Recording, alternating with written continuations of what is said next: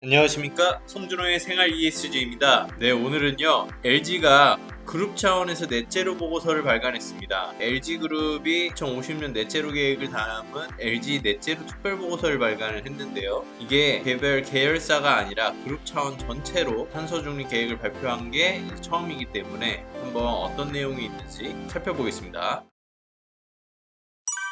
보통 이제 넷제로 로드맵은 우리가 흔히 하는 지속가능 경영 보고서에 포함이 되죠. 지금 이것도 이슈가 많습니다. 제가 업계분들이랑 얘기를 하다 보면은 우리 IFRS라든지 이런 기준들이 나오면서 이 기준들에서 이 지속가능 경영 보고서랑 재무 보고서인 이제 사업 보고서를 통합해서 한 번에 보고해라, 이런 식의 이제 지침들이 내려오고 있습니다. 그렇기 때문에 실제로 이 지속가능 경영 보고서가 9월에 하던 걸 8월로 땡기고 8월에 하던 걸 7월로, 7월에 하던 걸 6월로 땡기는 식으로 지금 보고서 발간 시점들이 점점 더 사업 보고서 발간 시점으로 다가오고 있죠. 실무자들이 지금 정말 고생하고 있습니다. 보시면 이제 이번 보고서는 넷제로 전략만 구분해서 펴냈다라는 점이 있었고요. 다만 이제 스코프 3 배출량은 아직 포함되지는 않았다라는 점이 포인트였습니다. 어디가 들어가 있냐면요, 이게 5일에 나온 건데 LG전자, 디스플레이, 이노텍, 화학, 에너지솔루션, 생활건강, 유플러스 이렇게 있습니다. 유플러스는 요새 그 뭐 끊김 현상 때문에 조금 이슈가 좀 있죠. 에너지솔루션은 원체 뭐 배터리로 이제 미국에서 굉장히 뜨고 있는 그런 기업이기도 하고요. 여러 가지 이슈들이 있는데 어쨌든 이 기업들이 모여서 이 넷제로 계획을 발표했습니다. 일단은 이 7개 계열사가 보니까 전체 탄소 배출량의 99%를 차지한다고 합니다. 이 스코프 1과 2 안에서요. 보고서를 보시면 LG그룹의 계획이 2030년까지 2018년 대비 27%를 감축하고 40년까지 62%, 50년까지 넷제로 달성, 이렇게 가는 경로로 보시면 될 것 같고요. 이게 결국 이제 중장기 계획이고, 네, 중기 계획도 다 있지 않습니까? 40년, 30년, 40년. 또한 이제 NDC, UNFCCC, IEA 등 국제기구, 그리고 CDP, SBTi 같은 넷제로 스탠다드를 종합적으로 검토하고 계열사의 산업별 배출 특성이 반영됐다라고 합니다. 일단은 뭐 주요 국제기구와 이 CDP 같은 것도 이제 기업의 정보를 이렇게 공시하고 있는 그런 이니셔티브고, SBTi 같은 경우에도 이 넷제로 목표를 세우는 과학 기반을 바탕으로 어떤 지침을 내서 그 지침에 따라서, 그 지침은 당연히 파리기후 협약의 베이스가 되어 있는 거죠. 1.5도 지구온도 상승 제한 목표가 되어 있고, SBTi와 같은 것들은 특히나 이제 우리 기업들이 많이 하고 고민하고 있는 그 상쇄에 대해서 굉장히 제한적으로 허용을 하고 있습니다. 그런 기준에 따라서 지금 LG가 넷제로 보고서를 발간했다, 이렇게 얘기를 하고 있고요. 넷제로 LG전자가 가장 먼저 달성을 하고 2030년에 먼저 달성을 한다고 합니다. 스코프 1, 2 기준입니다. 3는 안 들어가 있습니다. LG솔루션과 이노텍이 40년, 디스플레이, 화학, 생활건강, 유플러스는 50년표로 합니다. 이제 보시면 제품 생산 시 연료를 사용해서 직접 배출되는 스코프 1과 그 다음에 화력 발전, 전력 사용 등 간접 배출되는 스코프 2에서 감축을 실시하겠다. 3는 포함되지 않았다. 향후에 3까지도 통합 관리하는 관리 체계를 만들겠다, 이런 입장입니다. 일단은 1, 2부터 시작을 해서 3로 나아가겠다라는 거죠. 보시면 배출량 비중은 국내에 합쳐서 일단 총량은 2,177만 톤이 1년에 나왔습니다. 연간 배출량. 국내 탄소 배출량이 전체 배출량이 75%고, 그 다음에 해외 탄소 배출량이 25%입니다. 스코프 1, 2. 물론 스코프 3까지 가게 되면은 이게 비중이 많이 바뀔 겁니다. 스코프 3 배출량이 원래 이제 공급망 관리라고 해서 굉장히 중요하지 않습니까? 그래서 이제 2018년도 배출된 탄소가 2,112만 톤이었는데 지금 2,177이니까 65만 톤 늘었습니다. 그리고 30년에는 3,534만 톤으로 계속해서 지금 어쨌든 탄소 배출이 지금 늘어나고 있습니다. 이 탄소 배출을 어쨌든 제로로 만들어야 되기 때문에 상당히 쉬운 방향은 아닌데, 그래서 이런 로드맵 같은 것들 잘 살펴봐야 될 것 같습니다. 국내가 해외보다 탄소 배출량이 많은데 보통 이제 석유 기반 원료를 사용하는 NCC 공정이라는 것을 이제 LG 화학에서 사용하는데, 공정 특성상 불소가스를 사용하기 때문에 이 LG 화학과 LG 디스플레이가 국내 공장을 통해서 탄소 배출량을 많이 내뿜고 있다, 이렇게 보시면 될 것 같고요. 해외 사업장은 간접 배출 비중, 전기 사용, 연료 사용 이런 거 통해서 전기화되어 있기 때문에 여기 통해서 나오는 배출량이 상대적으로 많다라는 거죠. 정리해보면은 국내에서는 화석연료를 사용해서 물품을 생산하기 때문에 탄소 배출량이 스코프 1 배출량이 많고, 해외는 전기를 통해서 만들기 때문에 스코프 2 배출량이 많은 겁니다. 상대적으로 사실 스코프 2 같은 경우에 또 그렇고, 이제 특히나 이 전기와 같은 거는 또 아리백과 연결되어 있지 않습니까? 그래서 사실 이제 국내 기업들이 해외 사업장에서 아리백을 먼저 달성하는 경우들이 꽤 많습니다. 그 국내에는 아무래도 재생에너지 비용도 그렇고요. 여러 가지 설비라든지 비용들이 많이 들기 때문에 아리백을 국내에서 달성하는 게 오히려 해외보다 쉽지 않다, 이런 상황입니다. 그렇지만 이제 스코프 1의 배출량과 스코프 2의 배출량은 전체로 비교를 해봤을 때는 2가 더 많았습니다.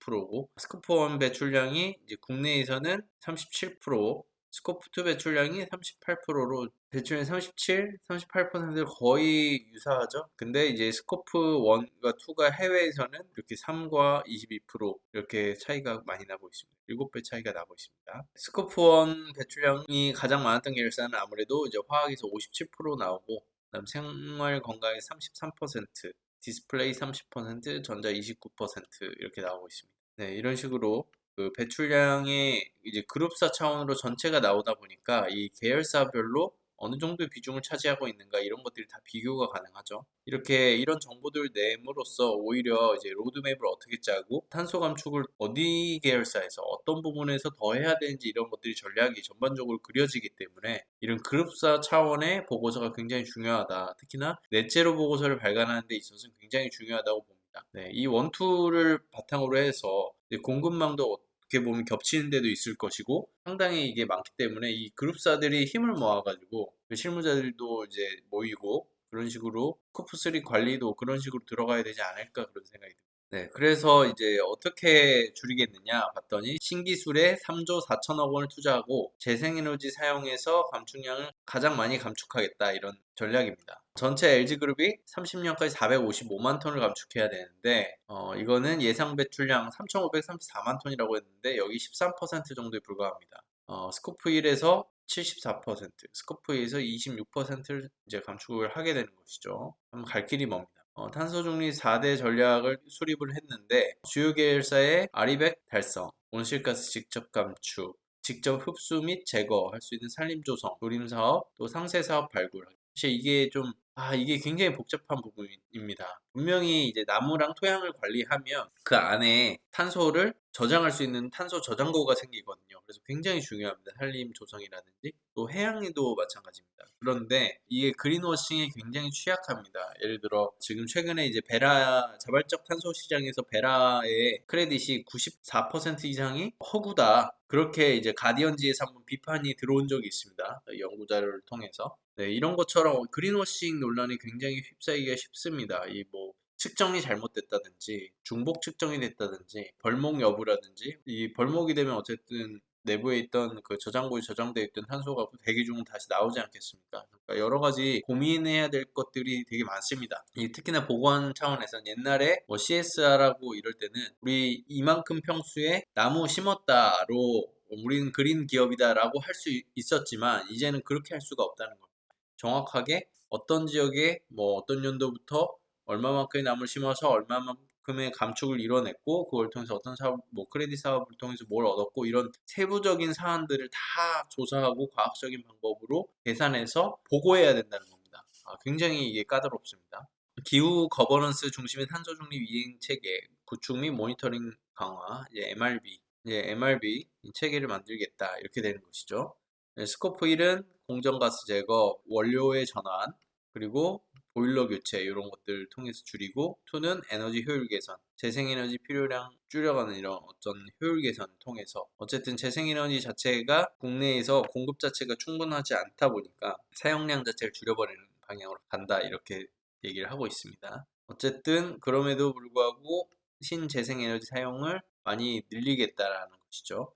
자가 발전, PPA, REC, 녹색요금제가 기본적으로 우리가 사용할 수 있는 그런 옵션이고요. PPA 같은 경우에는 이제 거래를 한 거지 않습니까? 이게 국내에도 여러 번의 사례들이 좀 있었지만 아무래도 물량이 충분하지 않고 가격이 비싸다 보니까 이 PPA가 아직은 활성화되기 참 어려운 상황에 있습니다. 미국이라든지 외국 같은 경우에는 재생에너지 가격이 더 싸기 때문에 이 PPA 거래가 훨씬 더 상용화될 수밖에 없습니다. 그래서 신재생에너지 사용 비율이 25년에 54%, 30년 83%, 40년 94%, 50년에 이제 100%로 아리백도 50년까지 맞추겠다라는 신기술도 그린 및 블루 수소. 이것도 굉장히 어떤 수소를 넣을 것이냐. 지금 유럽에서도 논의가 많은 내용입니다. 이 수소에 뭐 특히나 독일과 프랑스가 대결하고 있는 구도입니다.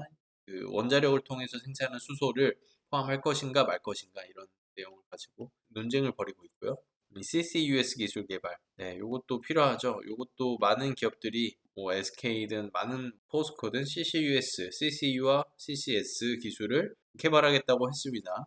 그런데 이제 항상 보는 거는 이게 언제까지 얼마를 들여서 이제 개발을 할 수가 있고 상용화 시점은 언젠가가 당연히 중요하겠죠.